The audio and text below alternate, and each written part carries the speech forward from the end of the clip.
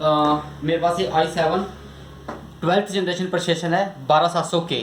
आज हम इसको आपको फिटिंग करना दिखाएंगे। मदरबोर्ड मेरे पास है Z690 UD गीगाबाइट के अंदर, राइट। तो इसको हम देखिए ओपनिंग कर देते हैं। ये मदरबोर्ड बहुत ही क्लासिक मदरबोर्ड है। देखिए DDR4 में ये सबसे लेटेस्ट सीरीज का मदरबोर्ड है। इसके ऊपर मदरबोर्ड DDR4 में नहीं है।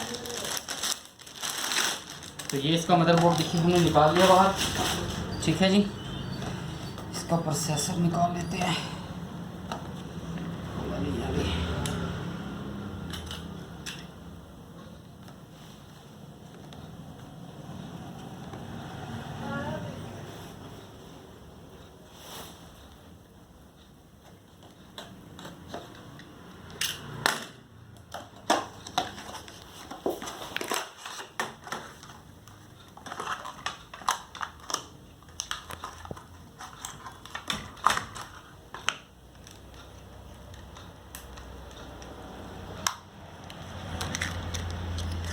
सीरीज ये 12700K प्रोसेसर है, राइट।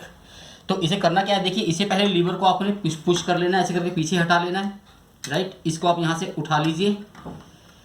तो अभी क्या है, देखिए ये जो इसका ये वाली साइड है, ये वाली साइड इसकी इस तरफ जाएगी, इस तरफ, ठीक है। इसका यहाँ पे देखिए एरो की बना होता है इस तरफ, और अगर आप इसको लीवर को नीचे रखोगे तो इस बेस के ऊपर यहाँ पे एरो की लिखा होता है, मतलब डायरेक्शन ऑफ द CPU इस पर पहले से ही फिक्स होता है।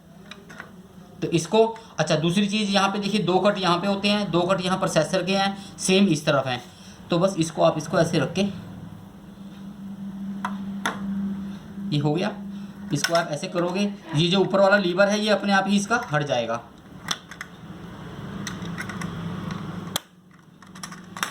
ठीक है जी, ये हो गया।